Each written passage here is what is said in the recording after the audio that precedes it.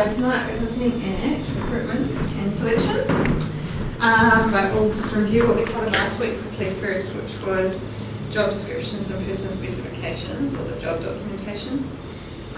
So there's a wee activity there just in handouts, which is basically just classify some different examples of content and just classify whether it should be part of the person specification or job description. Just write PS or JD alongside. Let's see what you think.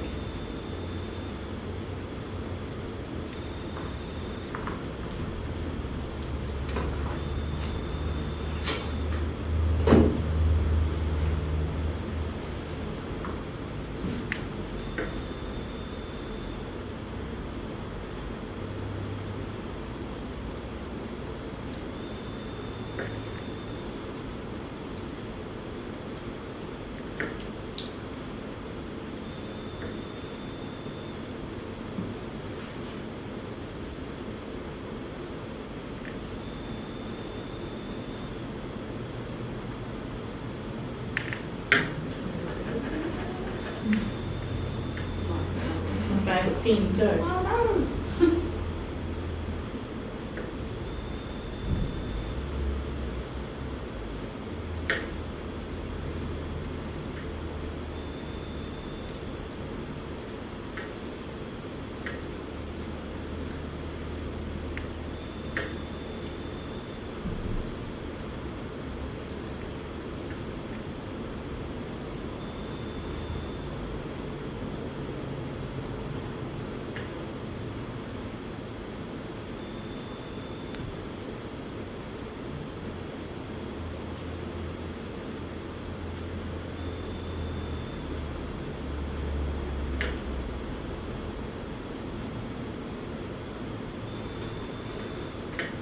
Okay, so first one I got job description.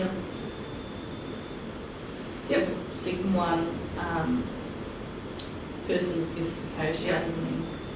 Job description, person specification, person specification, person specification, job description, job description, job description, person specification, person specification, person specification, job description, person specification, job description, job description.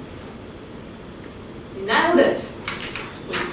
Perfect. I don't think anybody ever had anybody get it all like it, just like that. That was pretty fast. Well done. Yes, and so that. Oh, the last one. Oops, I didn't do one. Yeah, so that's fantastic. So you pretty much just got the idea that our person job description and person specification are quite different documents. That we've got the list of the job tasks and the key performance indicators and the key areas of responsibility in the job description. Yeah. And then we've got what it is that's essential to do the job. What knowledge, skills, abilities, qualification, experience you need. So, and the person spec. So, was there anything new that you did learn last week that was interesting, or?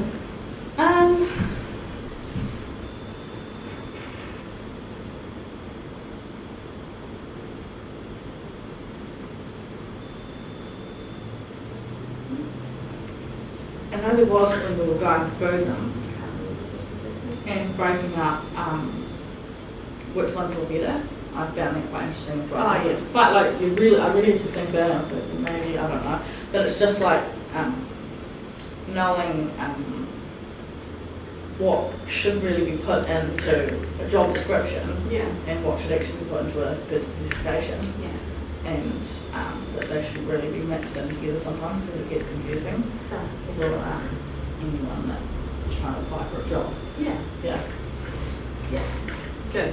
And it gets confusing when you start to try and use the information for other purposes within the organisation as well.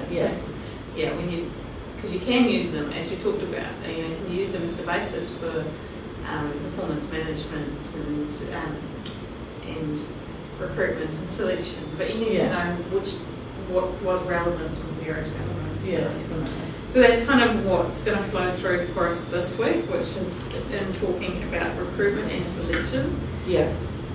I used to teach these. I used to do these in two separate 2-hour sessions. So this course has got it lumped into one session, and there's not as much detail, and that's fine, but there's a lot involved in recruitment and selection. So this is what we're going to sort of focus on tonight, basically just what the difference is, the different processes, and some of the issues and problems that we can see with those. Okay? Yeah. So basically, when we look at the distinction between them, we are talking about, people often use these terms sort of interchangeably, or we need to recruit somebody, or we need to appoint somebody, or we need to, whatever, we need to hire somebody. Well, selection is that process of gathering information about the different candidates that have applied for the job, whereas recruitment is actually getting a pool of potential applicants. Yeah. So you've got their CVs and you've got their application forms so that you can actually start the selection process. Yeah. So it's slightly different, but they do ultimately lead to that end goal, which is to appoint somebody to the position, ideally. But with the recruitment process, firstly, I guess, like we talked about with job analysis, when somebody leaves, it's a good opportunity to review whether the position is required at all. Yeah. So firstly, you make an actual decision whether or not you're going to recruit or not, whether you need to recruit to replace that person. There's such a thing, I don't know if you've heard of the term sinking lid policy. Yeah. Some organisations do that when they might be downsizing or trying to reduce staffing costs. Yeah. A sinking lid policy is essentially where they don't replace people who leave. Yeah. So they just use natural attrition as the change process, rather than doing a massive restructuring and doing a sudden sort of change. They do a gradual, natural change process. And so then do they sort of trains there's other staff that they've got on in different areas as well? Yeah, they might look at, well, do we need the, have we got enough workload for this job as well? Can some of these tasks be redistributed to others? And it is a fine balance. The general rule of thumb is that if you change a job by more than 20%, that you need to then sort of go through a change process, a consultation process with that person. There's potential that you may need to make them redundant from that old job and get them to apply for the new job. There is a bit of a benchmark there. You can't just be changing somebody's job all the time without that affecting their employment, because they've got an employment agreement. And their employment agreement says what their job tasks are. So any variation to that agreement has to be agreed upon by the employer and the employee.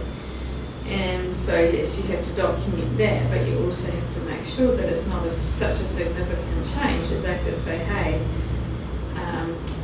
effectively my old job no longer exists and I should have been made redundant. So a decision is made whether or not you're going to recruit at all, whether you're going to replace that person. You prepare the job descriptions or in-person specifications or update them. Then, based on that person specification, you decide which selection criteria you're going to use. So they should naturally fall out of your person specification. Sometimes it's about deciding exactly what in the person specification is the crucial stuff that you need to include. Because you don't want to have too many criteria. You're probably looking at 5 or 6 key criteria as being sufficient. But you might look in the person specification, there might be a list of 20, 30 things that an organisation is wanting. So we can't necessarily assess on all of them, but what we are doing with the selection process is choosing which criteria we're going to assess and then assessing them. It's a bit like being a student. Then once we know what the criteria are, we advertise the job, because the criteria should be the things that are advertised. There's key criteria, the things that go into the job advertisement. Because that's how, remember we talked about a realistic job preview and setting up realistic expectations. And getting an appropriate pool of applicants. You want people with the right knowledge, skills, abilities, and you don't want too many of them, and you don't want too few of them. Yeah. It's such a balancing act, it really is. Yeah. And then the final step is receiving the applications and acknowledging them. So actually thanking somebody for their application or having some kind of email notification. Yeah. I don't know, most applications these days for larger organisations are online. Yeah, they are. If you ever apply for the DHB or any of those polytech and things like that, you can apply online usually. So you just have to go through the website and then go. Yeah. So why do you think they're doing it online these days? Easier. I don't know, because then they can have other tests sometimes as well online to make sure that the right applicants are going to go through, and then online they can actually get more information. There's less cost in printing as well. Yeah. And basically having it on your website means the person has to go to your website and they can read a bit about your company as well. Yeah, and there's certainly lots of advantages of having the application in an online format. I mean, historically we would have an application form like a hard copy that you get somebody to fill in. Yeah. Online it's available anywhere to anybody. It makes it a lot more accessible. And like you say, you are collecting the same data of everybody. Yeah. So online you can have, you can't choose to leave a section blank. Yeah. Whereas on a paper form you can just skip parts. Yeah. So it actually means you get consistent information. Yeah. So one of the key features for recruitment, for selection, is about consistency of that information. We want to be comparing each person on a really even basis, on the same information. Yeah. So what are some of the key places that you know of that we can recruit for jobs? Seek. Yep, Seek. Trade Me. Are the two ones that I use. Yeah. Seek and Trade Me. And the good thing with those is you can have set up so it sends you a little notification every day. Yeah. Email. These jobs that come up in your line of work. Yeah. Yeah. What's the other one? But I can't remember it now. Didn't really use it that much because they have old listings up sometimes.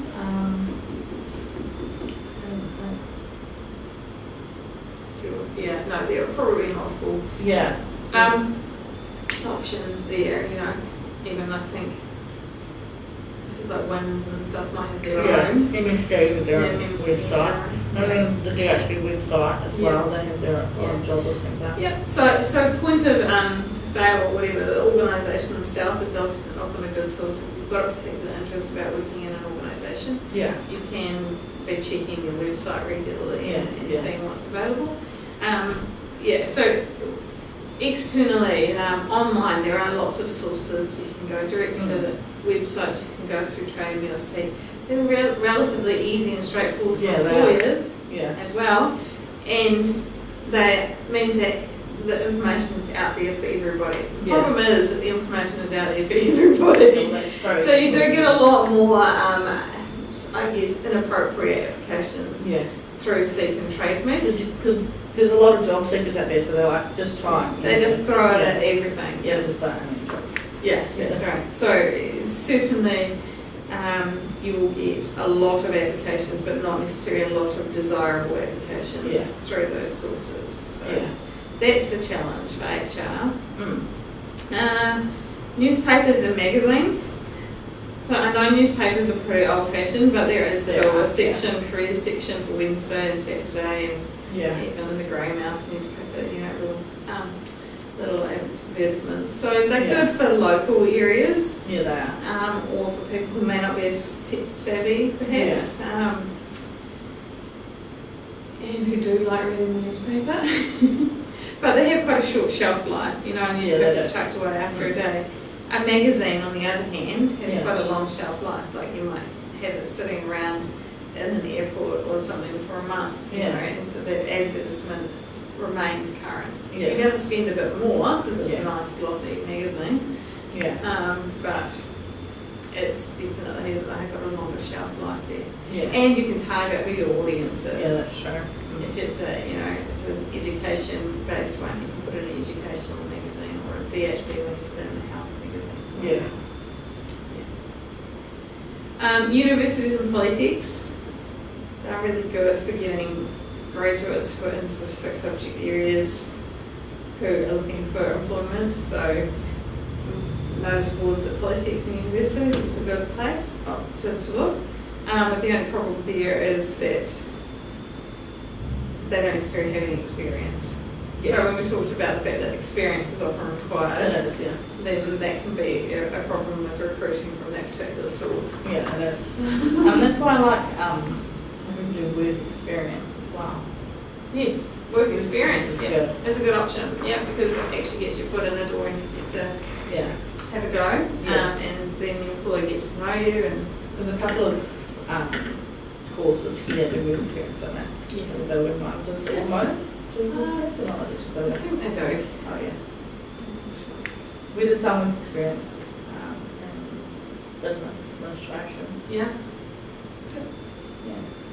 yes, I mean, it's definitely one option, but it's also often challenging for universities and politics to get everybody into a placement for work Yeah, experience, definitely.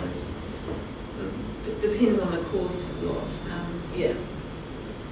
Programs that require an internship type Yeah. year, like being a psychologist or something, where you Yeah. have to do a year registration as an intern, then That's that good. provides Yeah, that good, sort yeah. of thing. But I mean, there's obviously issues with work experience as well. But when we did work experiences, only 3 or 4 that picked out of the class. I was the only one that went. Yeah. Yeah. And it was the first time they'd done work experience in a while. Yeah, so students have to be willing as well. Yeah. Yeah. Job boards, so that's like, could be the poster boards, or like going down to Winds and having a look at them, have a job board up there usually. On the TV, yeah. Yeah, But you can't get into one's phone appointment.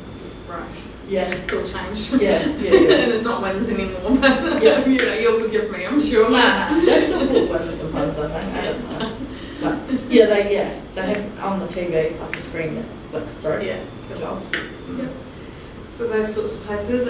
Point of sale, so that's like you might see a sign in a shop window, Mm. and you do see them around town from Sometimes, time to yeah, time. yeah. Now hiring, need so-and-so. Recruitment agencies are another Yeah. source, because especially usually higher level positions for Mm. recruitment agencies, or where you're recruiting a large number of people for a particular type of job. Yeah. Agencies generally have a whole lot of people on their books, and they will do some of that culling out for you to Yeah. choose the correct person. So that can save the organisation a bit of time, Yeah. but they can be quite expensive, and also they can they have to have a pretty good understanding of what you're looking for. So you've got to make sure that's really clear with them. Yeah, definitely. They even do it like different projects and stuff like Yeah, that. that's right. The organisation is Yeah. stuck on a new project. Yep. Someone else help. Yeah, projects are, so when you need casual or temporary staff, Yeah. recruitment agency can be useful. TV and radio, again, larger organisations, so like they're talking to, you will see ads on TV for the Defence Force, for example, or the Navy, or organisations where they might be recruiting a large number of people at a given time, Yeah. or they have significant reason. Police, I think they've been ad for the police as well. Oh, yeah. That is Probably do. funny one. I don't actually watch much TV. No, that's right. So, and that's the interesting thing now, isn't it? People don't watch a lot of TV, they are online, they are on Yeah. Facebook, they're on social media. So now you're starting to see, there's a West Coast Jobs community Yeah. notice board Yeah. on Facebook. You're starting to see a lot more social media and Yeah. recruitment happening. It's quite a changing field, really. There's an article, one of the articles for this week is employers target the MySpace generation. So it's around MySpace, thank God. MySpace. Yeah, this was written in 2006. It's really dated. Is MySpace still around? No. Okay. Anyway, but the principle applies in that the targeting people who, you know, are essentially tech savvy and online, and so in order to do that, you've got to target those online forums. So Facebook and LinkedIn. LinkedIn as well. I don't even know Twitter, I guess. But I don't know. I don't have Twitter. So. Yes. Show how outdated I am. I don't even know what MySpace is. What about Bevo? It's old. Hey? Bevo as well. Is it? Bevo was before Facebook as well. We should Google the history of social networking sites. Definitely. Such a changing area, but you know, Facebook does seem it has taken over a hold its own, really. It has put its foot down. It has. It's just there. He's getting a bit of pressure at the moment on Zuckerberg, but he's hanging in there. What is it about the data that Facebook's been storing? Well, there's something about that. Something from the New Zealand Privacy Commission saying that Facebook's breached New Zealand privacy rules. Well, it's crazy. Well, a lot of apps can do that though. I already knew that Facebook could do that. Did you? Like a read your text, go through your photos. All that stuff. Like all that data, and then you can go into your settings and download everything. And then you can see everything that they know about you and that they're stored. Quite terrifying. I just assume that everything about me is quite boring, but why would they want to know it? But never mind. What are they really going to do with it? I'm not that current. I'm not sure if you can change your settings so that they can't do it. No. I just went through and checked all my privacy settings just the other day, but they all looked fine. But it's still don't trust it completely. It's dodgy. I don't like having my location on my phone. And I always have to turn it off because it always turns itself back on. Especially whenever I go onto Facebook, it tries to turn itself back on. I'm like, Sneaky.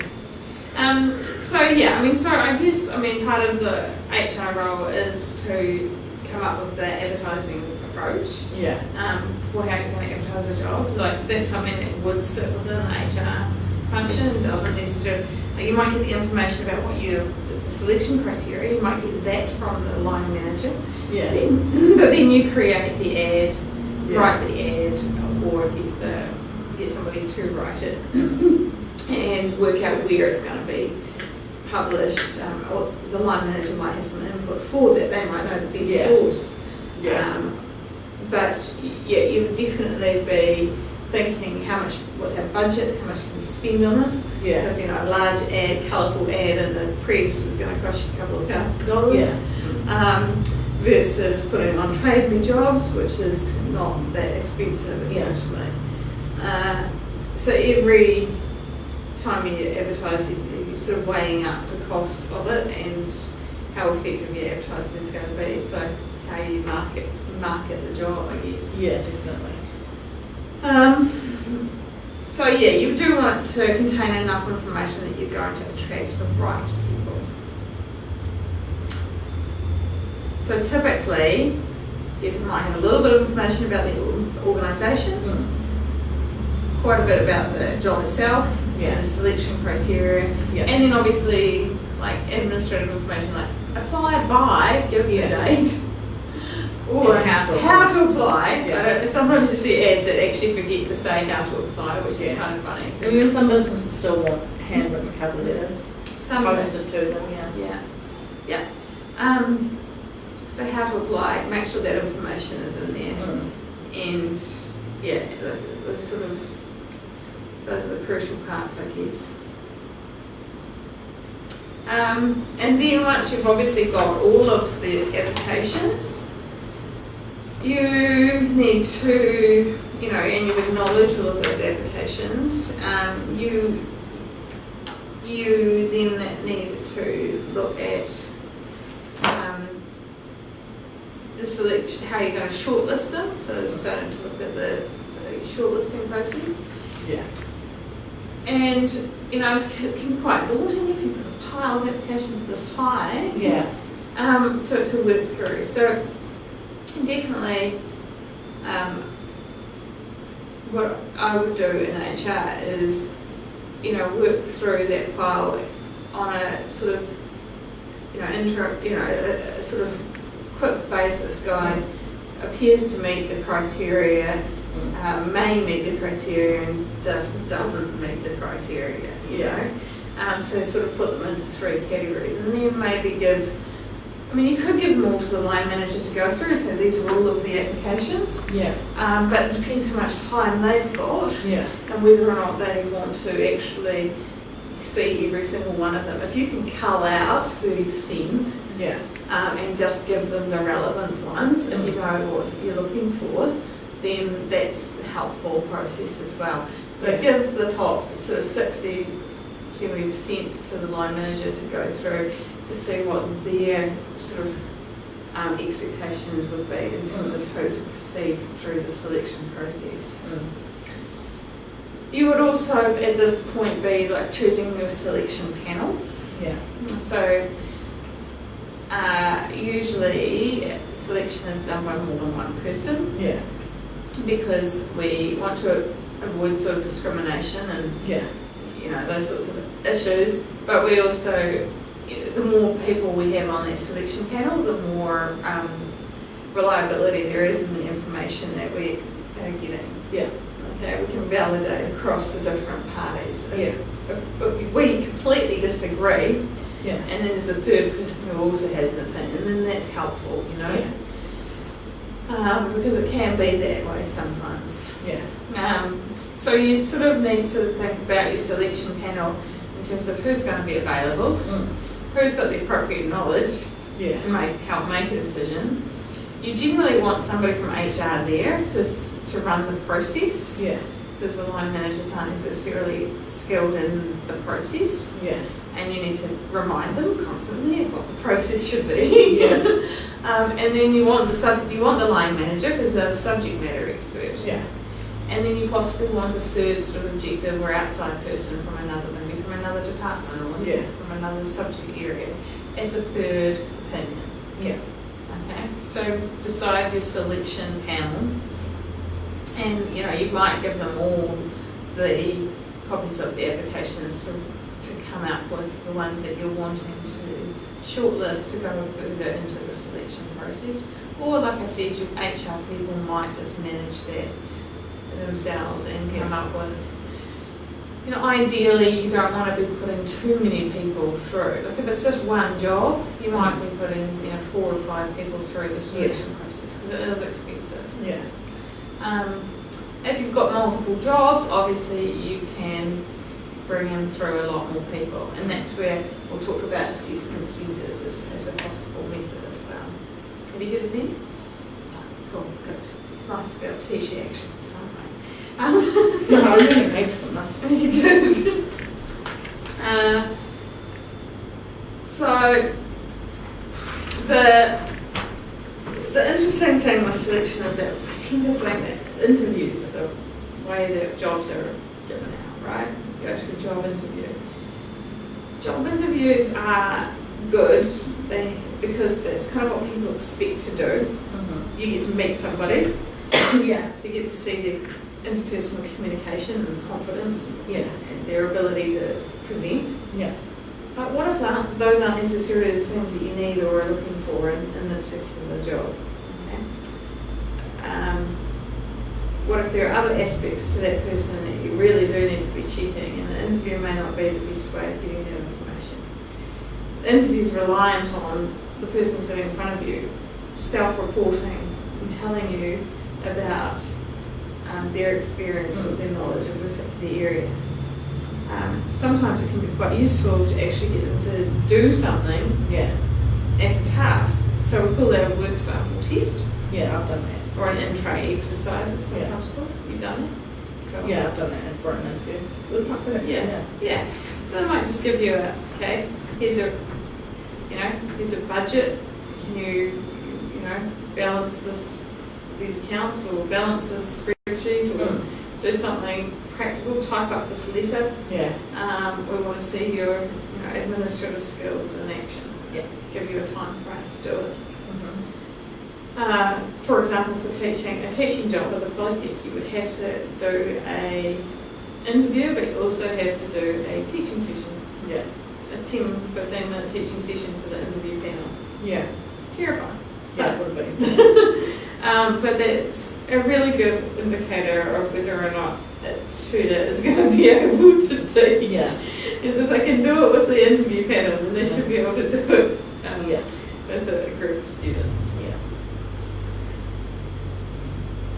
So interviews are very commonly used. So they have the thing that comes up when you talk about different selection methods is issues of validity and reliability. So this starts to get a little bit statistical. Yeah. But what we're talking about here is validity. Does the selection tool measure what it's supposed to measure? Yeah. How well does it measure it? So if you're trying to measure conflict management skills, for example,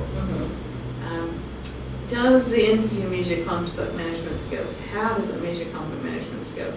So you would ask in your interview a question on, can you give me an example of a time when you managed a difficult conflict situation? Yeah. What did you do? How were you effective? Yeah. The other possibility is you could do a role play and get, if you've got a group of people, then get them to do some role play and see how the conflict management skills actually show, and not just about what people say, about what they actually do. Yeah. So your tool has to measure what you're trying to measure.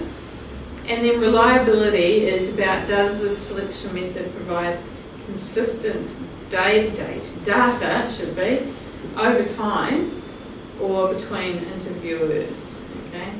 So if we score you high on conflict management skills today, you should also score high on conflict management skills tomorrow. Yeah. And if I'm one of the selection panel, I should give you a high score for conflict management skills, and so should the other person on the selection panel. If our test is actually a really good test of those things. Yeah. If it's not a good test, that's when you start to see issues with, reliability not happening. There's no generalisability across those different ratings. Yeah. So validity and reliability, and there are different types of validity. Interviews have what's called high face validity. On the face of it, they measure what they're trying to measure. They measure your appropriateness for the job. Yeah.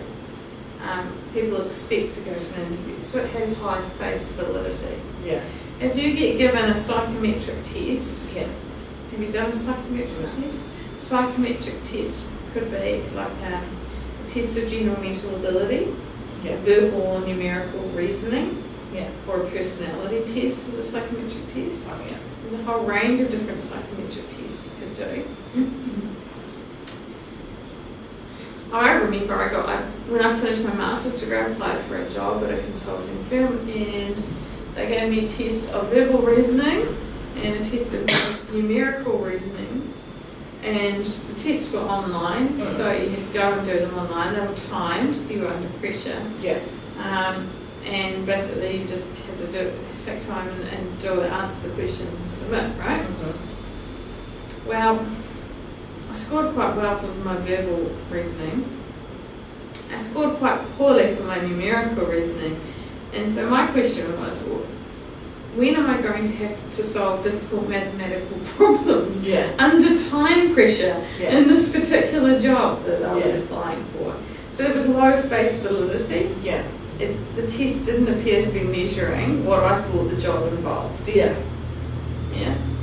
And they came back and said, well, there might be times where you have to do presentations and explain statistical information. Right. So there's a valid reason. Yeah. Okay. So that's them saying, actually, this test is measuring what we want it to measure, and it is relevant to the job. Because you have to make sure the test is relevant to the job. Like you look at this example here, for a fair selection process, everybody has to take the same exam. Please climb that tree. Yeah, I've seen it before. Yeah. Okay. And so the point there is actually, what do we want the job incumbent to be able to do?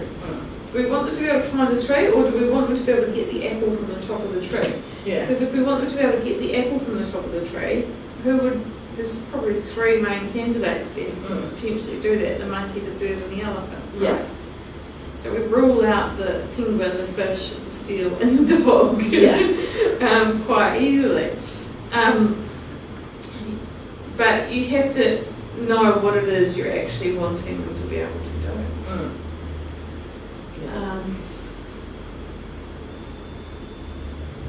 So psychometric testing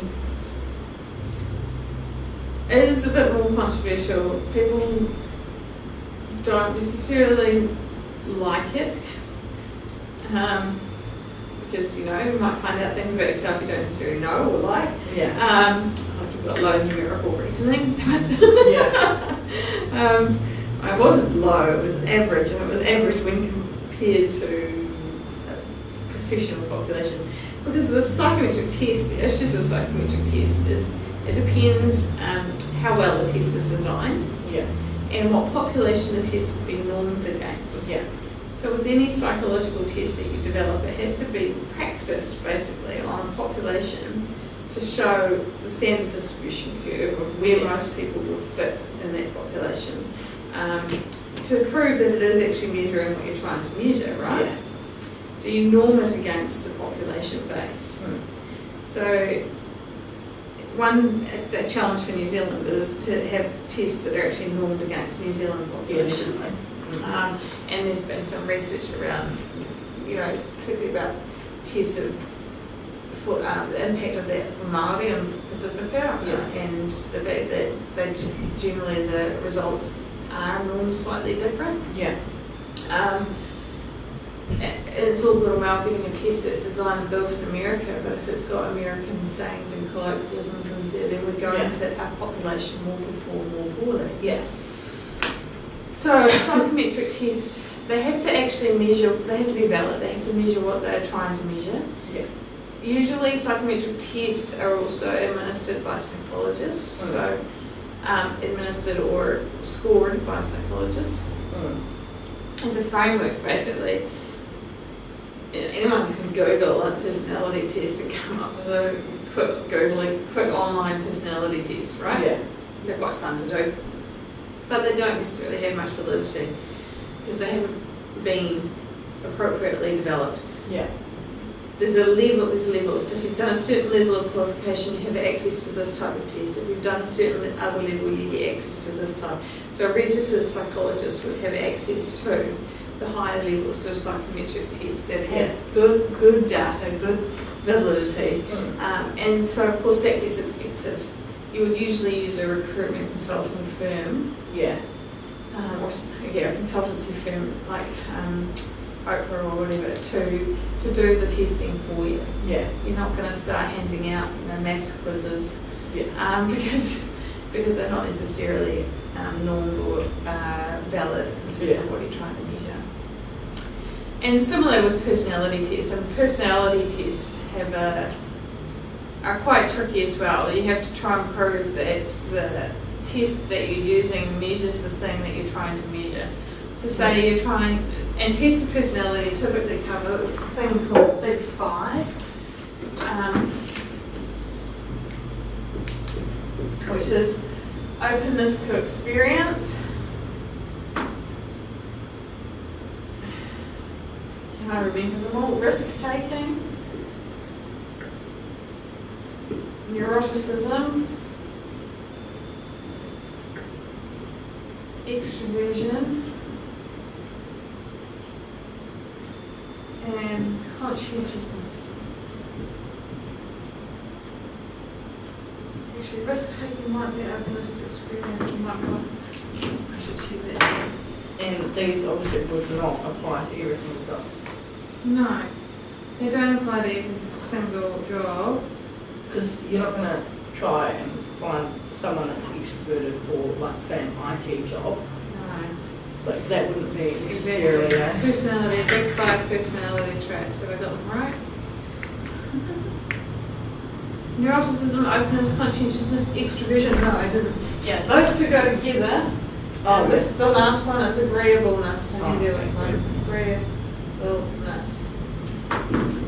So generally, they do show that, and of course, with within each of those different 5 personality areas, they're broken down into factors, personality factors. So there's actually a whole lot more depth to that. So it's about knowing which personality factor you're looking for, and then using a tool that measures that, and knowing that that actually leads to job performance, which is what your job analysis should have shown you, essentially. You can make some generalizations, I guess. The big ones are that conscientiousness tends to, people who are high in conscientiousness do tend to perform well. And also high in agreeableness, unless you're operating in a particularly competitive sort of environment. Because you can't be too agreeable if you're trying to be competitive.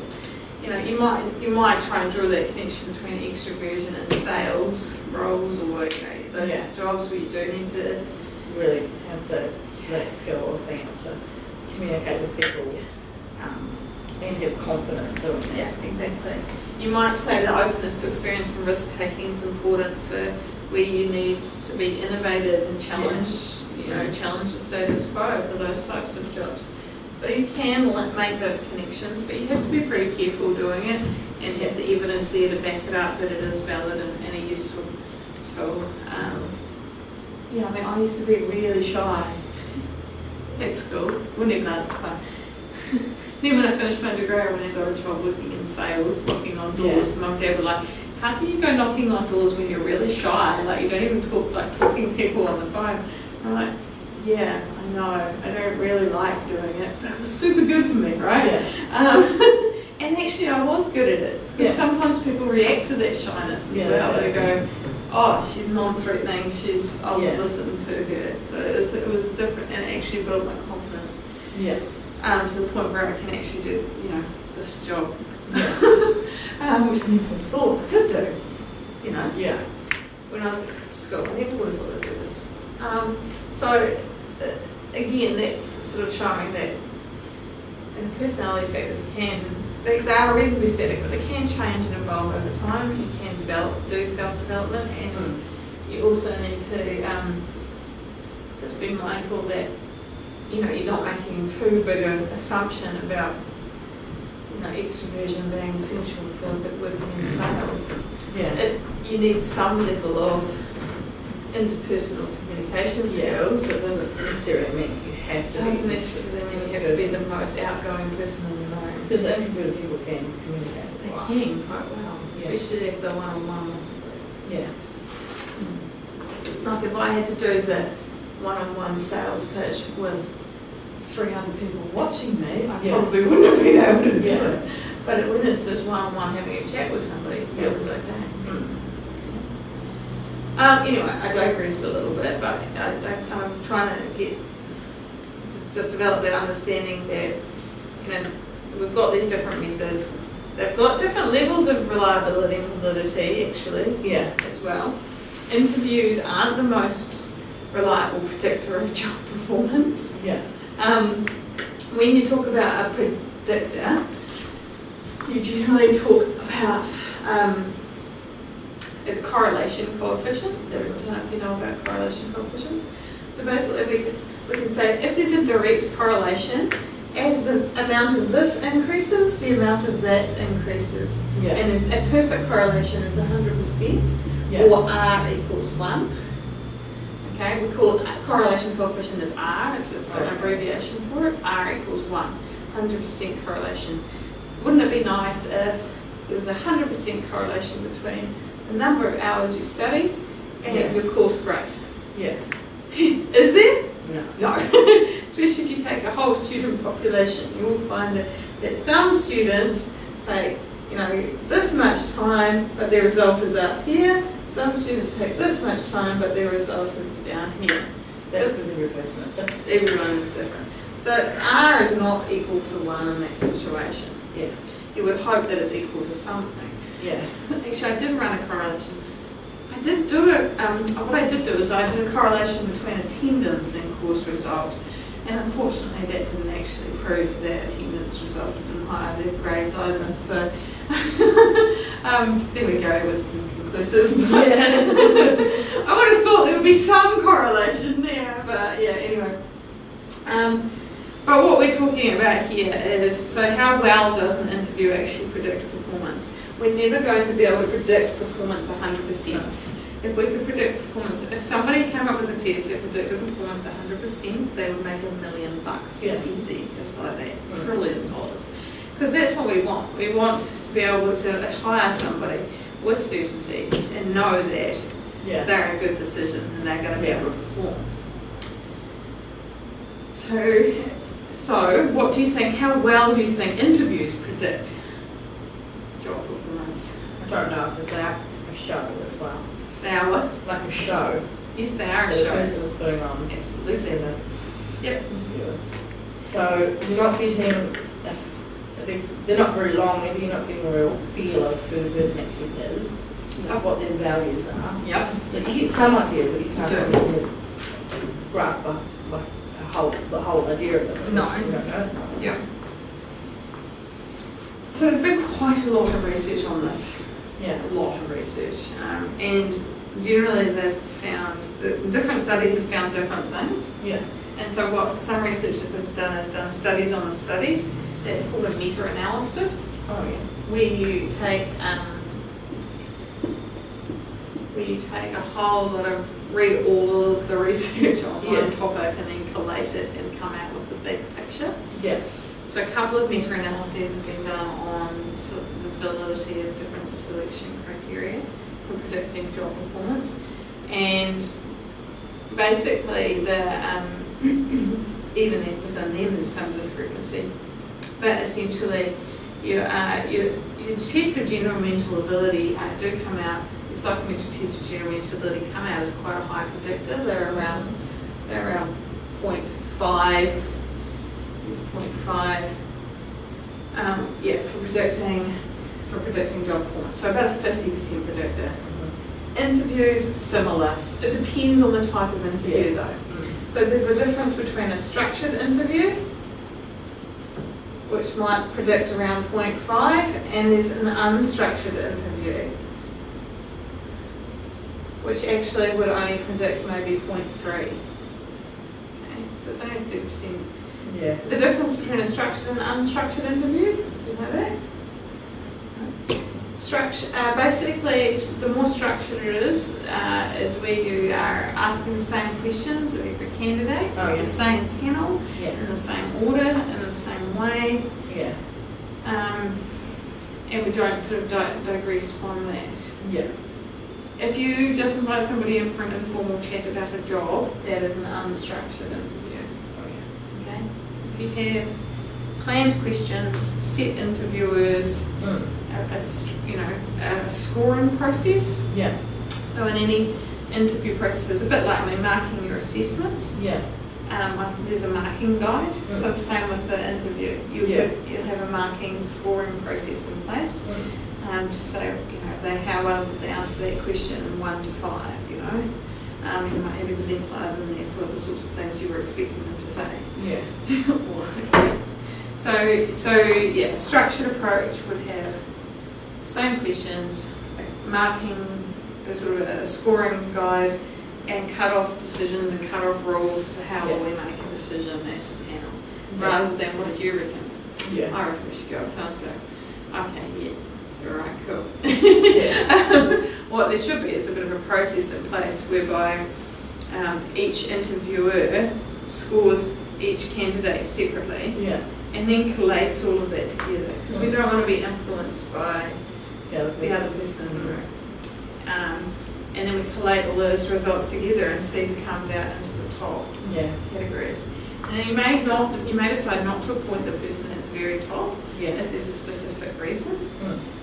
But you would have to have a good reason to justify why not appoint that person.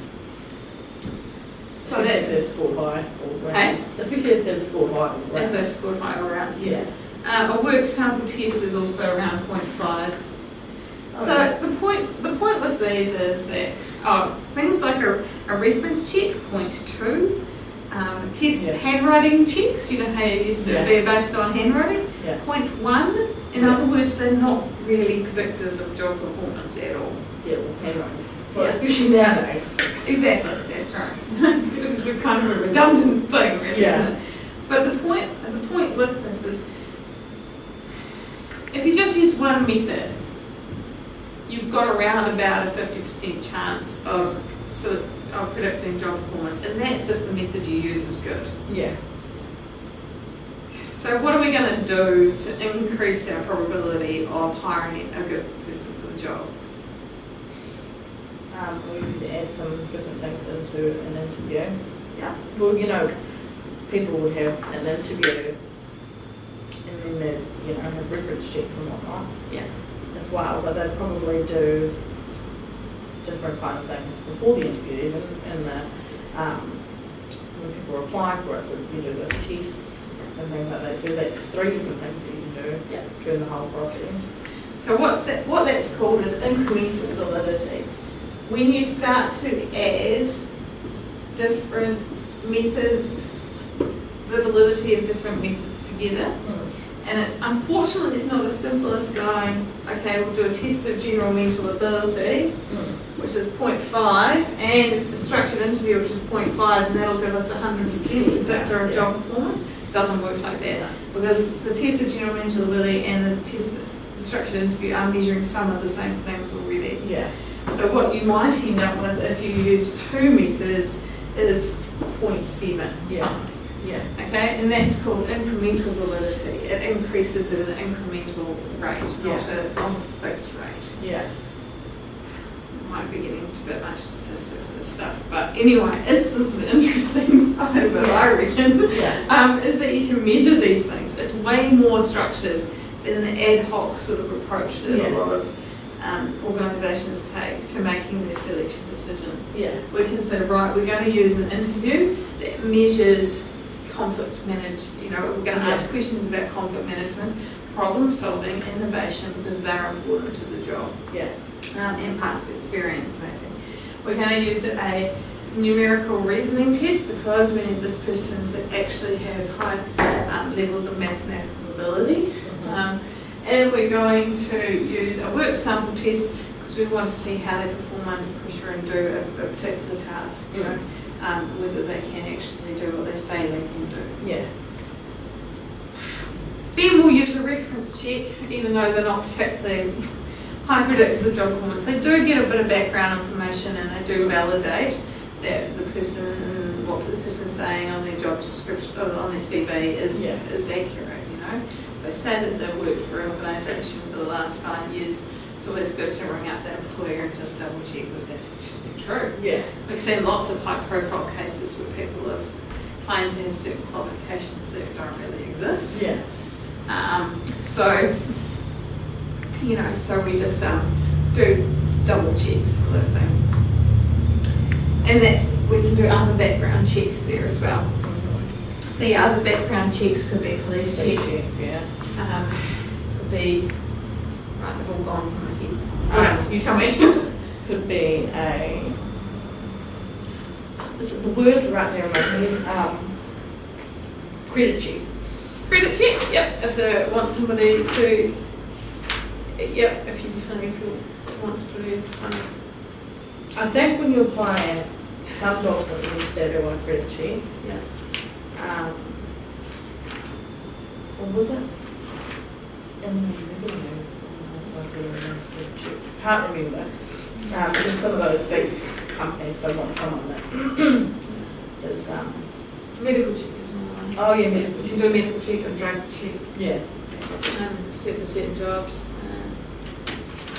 Definitely with, if you've got policies around those sorts of things, that, you check where you can, what you can. Obviously, a teacher's definitely going to have to have A police a check. police check. Yeah, and now under vulnerable children, so especially if you're working with children, you have to definitely as well. Yeah, Certainly. probably drug test as well with that. I don't know that you do pass a drug test. Oh, okay. I was just thinking about that. My husband is a child psychologist who works with kids, but he's never had to do a drug test. Well, But he said he has to do the police checks every year or every couple of years or something like that. So. Yeah, but in a lot of cases it's in contract for a test. Drug testing is usually for operating heavy machinery and Yeah. anything where you could potentially harm somebody by not being completely cognitively there, Yeah. which is common. Yeah. Yeah. So assessment centres, I did mention them earlier. Assessment centres are basically where you can bring together a whole lot of different selection methods and a whole group of candidates together in one place. Yeah. And put them through a sort of battery of tests together. Yeah. And it can be quite useful, like if you are recruiting a larger number of people and you want to see how they interact with their peers. Yeah. You know, like I said, if you were measuring conflict management and you put them into a role play scenario and see who does what. Yeah. Some of us introverts hate things like that, but I've never been to one interview. I'd be like, freak out. Yeah. Feel bad for all wanting the same job. Yeah, I know, that's right. You're all competing against each other, but that's part of the dynamic as well, that they're looking at how do you interact. Yeah. You know, with your peers and colleagues, and what's they might be looking for leadership traits or or people who sort of bringing the group together or whatever. So, but you could also do sort of group interviews. You could put them through some psychometric testing. Just do it all in one day. Yeah. Big group, get 10 people together. A lot of information to collect, but they do have high validity because you're using a whole lot of different methods. Yeah. Okay. So in terms of issues with recruitment and selection, we obviously have the Privacy Act to consider. So you're collecting information about people. So you usually on the application process, it has a disclosure statement as to what you're going to do with the information, how long you're going to retain the information. Because under the Privacy Act, you've got those 13 principles. I don't know if you know them all, but not off the top of your head. Really? Gosh. No, neither do I. But things like the purpose for which the information is collected, how long the information is going to be stored, how securely is the information. Who has access to it. Exactly, who's got access. And that you have access to your own information as well. As an interviewee, you can actually ask for the notes that the interviewers take during the interview. Don't know if people that actually do that, but so interviewers the interview panel have to be quite careful that when they're taking notes, they're just making observations, not what a dickhead or discrimination. Exactly. Yeah. Exactly. So they have to be based on observations of what they're seeing or hearing, rather than sort of subjective interpretation of that. Under the Human Rights Act, we've got those grounds for discrimination that we do adhere to there as well. So we can't be discriminating based on gender or age or ethnicity or marital status or sexual orientation or religious or political or any of those sort of things. But interestingly enough, in there is not included what somebody looks like. Or I was reading an article the other day as well about somebody saying that a lot of organisations now are not giving jobs to people on the basis that they smoke cigarettes. Oh yeah, I've seen that too actually. And that's actually not illegal under the Human Rights Act because it's not one of the grounds for discrimination under the Human Rights Act. So when was the Human Rights Act? 93, I think, 1993. So a lot more people probably smoke. Yeah, but things like smoking or like how you look, even appearance. And a lot of people will make a selection decision, like especially for jobs like in retail and hospitality and things. They like to have the good looking mattresses, whatever. They will discriminate on that basis. Because I think it presents the image that they want to present or whatever. Yeah. But it should realistically come out. I don't know that it's fair, but I can't do much about it. But you have to, there are situations in which you can sort of make a discrimination. Things like if you're, fitting bras in a woman's lingerie shop, you probably can't employ a bloke for that job. So that's that's fair grounds for actually employing a female. Working in a Catholic school, possibly, you know, but you need to be of the Catholic faith. Yeah. Probably fair enough. So there are situations where it's actually legitimate that you can discriminate, but primarily what you try and do is, like for example, if you need somebody who can pick up heavy loads, you don't say we need a guy, we need somebody who can lift 35 kilos. Yeah. Okay? Not that anybody should probably be doing that anyway without proper lifting technique in the body. Yeah. But that's how that's how you word it instead. You put in place what are the physical requirements. Hey Zane, how you going? You might as well come in if you like. We're just finishing up with Ariana with the other HR paper. So we're just talking about wrapping up with Privacy, Human Rights Act, equal employment opportunity legislation, so equal pay, males and females, and giving private opportunities to obtain the positions, so making sure that we meet that legislation. Other issues that we often come up with recruitment and selection are the accuracy of the information. So we talked about the validity, the reliability. We didn't really talk about human error. So human error, and that's why you need multiple people on a selection panel, because you have less chance for one individual making an error. You've got more reliable information by having multiple raters on that panel. Because human error is huge when it comes to selection. Yeah. We have all these perceptions and biases, don't we? It's like, I'm gonna employ this person because they're just like me, and I know she's gonna be awesome. Yeah. I've actually done that, and it worked out quite well. But it's definitely not the ideal way of approaching it. Or things like, I don't know if you've heard of the halo effect, or the horns effect, where you get one positive or one negative perception of somebody, and that clouds all of your further judgments of them. Well, the first impressions effect, obviously, when you walk in the door and your first impression is, oh no, they're not going to be any good, and then everything they say is brilliant, or the recency effect, where you tend to remember the person who was last on the list more favourably than perhaps some of the others. Or the primacy effect, where you might remember the first person you interviewed. Definitely never be the middle person in the interview selection process, because the middle one always gets forgotten. You want to be first or last. Not that you have any say. So those sorts of human errors in the decision-making process are quite significant, really. And that's why we need to make sure our selection tools are valid.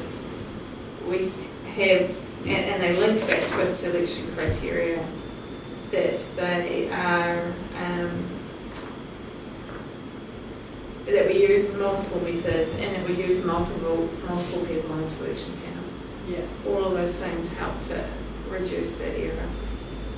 But they can result in delays in the process, which can be a problem. So getting 3 different people in the same room at the same time to make a decision for, if you're interviewing 4 or 5 people, it can be quite a challenge. And obviously, a lot of contracts are maybe like you have to give 1 month's notice. By the time the person's handed in their notice, then you have to fill in some paperwork or forms to try and recruit somebody, reassess the job description and the person's specification, make sure they're still relevant. Then you have to, get an advertisement called together, get it out there, advertise for a week or 2 or 3, depending on how long and how many applicants you're going to get. Then bring that in, collate all the results, weed through the applicants, put them, go decide who you're going to interview, go through all those selection methods, make a decision, and then offer the job to somebody, and then they've still got to give 3 weeks' notice wherever they're working. You can see that there's often in an ideal world, there'd be a handover period between the person leaving the job and the new person coming into the job. Yeah. Well, that just invariably doesn't happen Yeah. because of those delays in that process. Mm. I would say you're looking at a good 2 or 3 month process, and then you still have to potentially negotiate with the person you offer the job to, and they might turn it down. Yeah. I'm like, no, actually I found somebody else. Or, no, sorry, the pay isn't exactly what I expected. Yeah. I think that's how I ended up getting the job down at Westland. Westland. Because the first person that got the job, they were only there for a month or so, and they were like, nah, they ended up leaving, so I applied again and got it. Oh, no, yeah, that's right. Yeah, so you can actually, yeah, it's a difficult process to really work through. Yeah. And I think that's what gets underestimated. It's a very frustrating process. Because then you still have to train them. Yeah, still have to train them and get them up to speed. Mm. So any questions about what we covered? Not really. Read your readings. There's 3 for this week, 5.1, 5.2 and 5.3, and there's a course forum post that I've already posted as well, which is on the pros and cons of psychometric testing, so you'll have to do a bit of research around that. Should I take one? Do they have online ones? That, like I said, you can get Yeah. like a big 5 personality quiz online reasonably easily, but they're not particularly valid or reliable tools. Yeah. So you wouldn't use it as a selection tool. You would get your consultants to do a proper one if you're ever going to use it for a selection decision. But they're quite fun to go. Yeah. All right. So just track on with those course forum posts, and we'll see you next week. Remember Easter, so we're no class on Monday. Yeah. And we close on Tuesday. So Oh, okay, so no class Tuesday either. no class Tuesday. Okay, so Wednesday. Long weekend. Yeah, exactly. And we're going through the holidays, aren't we? Hey? We're going through the school Yeah, we're holidays, just so- going to keep going because Yeah. we're running out of time.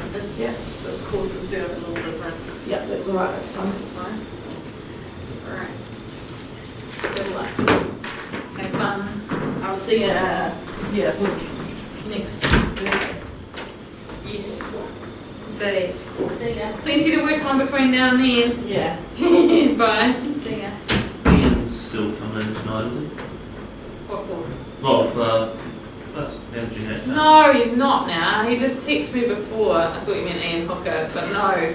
He just texted me before to say he can't make it, something's come up. So I'm like, kind of defeats the point. But the whole point of doing it at night was for him, so anyway. Yeah, well. Oh, I better actually turn that camera off and then I'll delete that last bit. And then I can, I'll start recording again.